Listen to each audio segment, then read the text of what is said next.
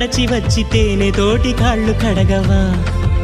తమను కొప్పులోన తురమమంటూ అడగడానికి పక్షులన్నీ ఎగిరి వచ్చి పల్లకీగా నిన్ను మోయవా వాటి చిట్టి రెక్కలన్నీ ధన్యమవ్వడానికి పూర్వ కవులు అందరూ పునర్జన్మ పొందరా నిన్ను చూసి కవితలన్నీ తిరగరాయడానికి నాలుగు తలలు ఎత్తుతూ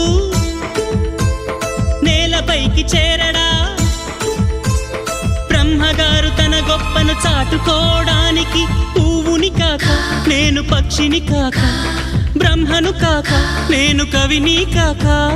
ఇంకేమవుతానే నీ దాసుణ్ణి కాక కాక కాక కాక కాక కాక కాక